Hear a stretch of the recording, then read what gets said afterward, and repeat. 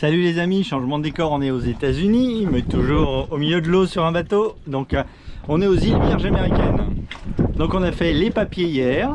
Le bon côté, c'est que c'était entièrement gratuit. Alors on a des visas. Hein. Il faut remplir une application avant d'arriver. Donc sur internet, on peut remplir une application avant d'arriver sur le territoire. Ils ont une application. Dès que vous passez la frontière, vous pouvez dire ça y est, je suis entré. En principe, on était susceptible. Voilà, on était susceptible de recevoir un appel pour faire une visio. Une fois on était en territoire américain, on a attendu et en fait, on n'a jamais été appelé. Donc on a été directement aux douanes et à l'immigration. Se faire enregistrer. On a dû tous y aller. Donc jusqu'à présent, petite information, jusqu'à présent sur toutes les îles qu'on a fait, seul le chef de bord, on va dire le capitaine. Non mais c'est pas vrai, Jérém. Arrête, j'ai plus beaucoup de batterie. C'est toi qui vas être capitaine maintenant. Alors. Ça va te passer, t'es rigolo. Seul le capitaine et seul le capitaine a besoin d'aller à terre pour faire l'enregistrement de tous les membres de l'équipage. Là, aux îles Vierges américaines, donc c'est les États-Unis, il a fallu qu'on aille tous à l'immigration. Ils ont voulu voir tout le monde, les enfants. Alors, si vous êtes américain, vous n'avez pas besoin. On a vu qu'il y avait des Américains, ils arrivent juste avec les passeports. Il y a une personne qui arrive avec les passeports et hop, ça peut se faire sans que les gens se déplacent. Il faut juste que le capitaine se déplace. Pour tout ce qui n'est pas américain, il faut que tout le monde se déplace. Ils ont pris les empreintes digitales de tout le monde. Enfin, ils ont vérifié en tout cas si les empreintes digitales correspondaient aux empreintes digitales du passeport. Et puis voilà, ça a été bon, c'était comme dans les films. Voilà, c'était comme dans les films. Sur les îles Vierges américaines, est-ce que on sent qu'on a changé d'île, l'ambiance est totalement différente. Donc alors déjà, donc là on est dans la réserve, c'est la première île, on est sur St. John's, c'est la première île des îles Vierges américaines quand on quitte les îles Vierges britanniques. Donc c'est un parc national, donc interdiction de s'ancrer. Bon, je crois qu'il y a une baie quand même où on peut s'ancrer, mais sinon sur toute l'île on peut pas s'ancrer. Il y a des coffres, il y a des bouées, il faut s'accrocher aux bouées. Et c'est 25 $ la nuit à la bouée. Vous n'êtes pas obligé de... 26 ouais, et c'est 26 $ par nuit à la bouée. C'est gratuit si on reste que la journée, hein, c'est ça hein. Donc c'est gratuit, donc gratuit si on reste que la journée. 26 $ et vous n'êtes pas obligé de payer. Alors vous pouvez payer à distance sur internet et vous n'êtes pas obligé de payer tout de suite. Vous pouvez payer en partant, c'est-à-dire vous restez 5 nuits et quand vous partez au bout de 5 nuits vous payez. Voilà. Il y en a une personne très aimable qui est passée au bateau, qui nous a laissé la carte du parc, qui nous a expliqué les règles, comment ça fonctionne. Pour vous donner un exemple, hier soir, donc moi quand on mange la nuit, donc j'ai une barre de LED, je vous ai déjà montré je pense, et j'ai ça. Donc c'est un petit projecteur, un petit spot qui est au niveau du portique et on allume le projecteur le soir pour que ça éclaire également la table. Comme ça nous fait un éclairage des deux côtés de la table. Et évidemment le projecteur, vu qu'il est sur le portique, ça éclaire aussi dans l'eau. Et ben hier soir, le gars du parc, donc c'est un bénévole, hein, il était quelle heure? On devait manger, il devait être 20h, 19h30, 20h. Il faisait nuit en tout cas. Dès qu'on a, je dirais 5 minutes après avoir allumé le portique, pourtant c'est grand, hein, le gars est arrivé avec son petit dinghy et puis nous a dit écoutez, il nous a pas dit d'éteindre, il nous a dit que si jamais on voit des gros poissons arriver à l'arrière du bateau, il faudra éteindre. C'était tout à fait correct et c'est vrai que quand on allume le projecteur le soir, il finit par y avoir, en fait ça attire des tarpons. Les tarpons ils viennent parce que ça attire les petits poissons et que les petits poissons sont bouffés par les gros. C'est vrai que c'est une sorte de déséquilibre du système. Donc voilà, alors, on a éteint tout de suite en fait, hein. On n'a pas attendu que les gros poissons arrivent, on a éteint tout de suite. Et voilà. Les bateaux sont bien espacés.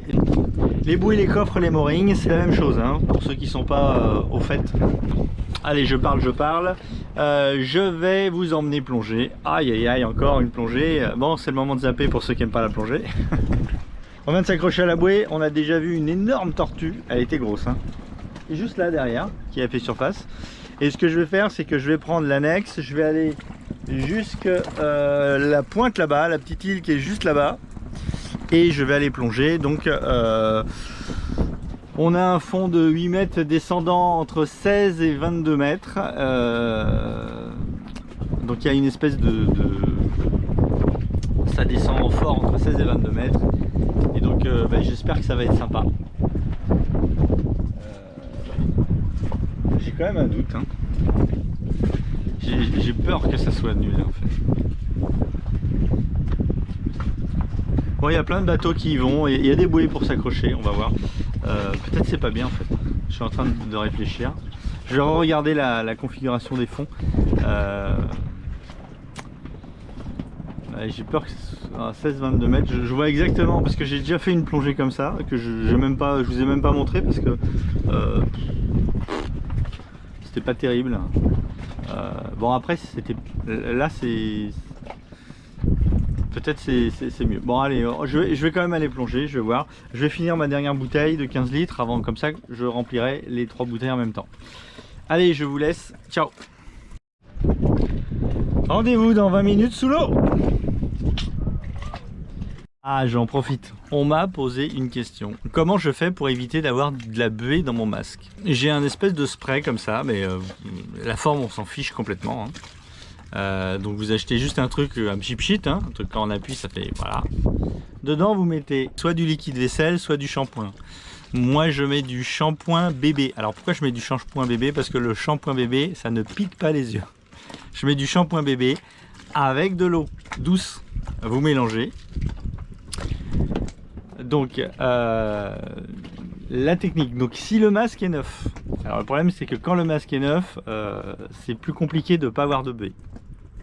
Donc il faut bien laver l'intérieur il faut bien frotter avec, sans faire de rayures évidemment, hein. Il faut bien frotter l'intérieur du masque. Moi je n'utilise pas la technique, il y en a qui avec un briquet qui brûle le film plastique qui est dedans. Moi je frotte juste avec un sopalin jusqu'à enlever, jusqu'à ce que ça soit vraiment très propre. Une fois que j'ai fait ça, je mets du cheap sheet dedans, je mets au soleil et je laisse sécher pour que ça s'évapore et qu'il y ait une pellicule de shampoing toute fine qui se mette sur la vitre intérieure. Et après, au moment où je vais plonger, 5 minutes avant, je remets du cheap sheet sur la vitre intérieure. Et au moment où je vais plonger, quand je vais plonger, je prends mon masque, je le plonge, je le remue comme ça, je le sors. Surtout, je ne frotte pas l'intérieur de la vitre et je mets le masque. Et j'ai jamais de buée. Voilà. Alors évidemment, si j'oublie de le faire 2-3 fois, ce petit rituel, si j'oublie de le faire, puis, il peut arriver que j'ai de nouveau de la buée, mais si je suis bien la procédure que je viens de vous donner, j'ai pas de buée. Voilà. Donc tout simplement du shampoing, allez, shampoing bébé. Donc là, je crois que c'est un shampoing bébé quelconque, un truc qui pique pas les yeux, quoi, en fait, hein. Donc le but c'est de déposer une fine pellicule de graisse mais qui trouble pas la vision sur la vitre en fait, hein. C'est l'idée. Voilà, vous savez tout. Voilà, ça c'est mon truc. Et il y a sûrement plein de... Je suppose que dans les commentaires il y a plein de gens qui vont donner leur astuce, hein, n'hésitez pas, hein. Peut-être il y a de meilleures techniques que la mienne, sûrement. Moi je fais comme ça en tout cas, c'est éprouvé. J'utilise donc un spray avec du shampoing à l'intérieur et ça marche impeccable. Voilà, pour les enfants. Alors évidemment les enfants ils ont tendance à oublier de mettre le spray et après ils ont de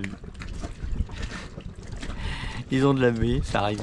Et on a changé les masques des enfants là, on a pris des nouveaux masques quand on était la dernière fois qu'on est passé au magasin là, on avait pris des nouveaux masques et c'est vrai qu'au début il a fallu bien nettoyer la vitre intérieure parce que il y avait de la buée. Je suppose que sortie d'usine, Il y a sûrement il y a quelque chose à l'intérieur de la vitre qui fait que ça fait de la buée. Je sais pas pourquoi. Voilà. Même dans les masques soi-disant traités anti-buée. Hein, voilà. Après, il y a peut-être des traitements anti-buée qui fonctionnent. En tout cas, moi, j'utilise celui-là. Ça fonctionne très bien et c'est pas cher. Ciao! Allez, je vous dis dans 20 minutes en plongée. Ciao!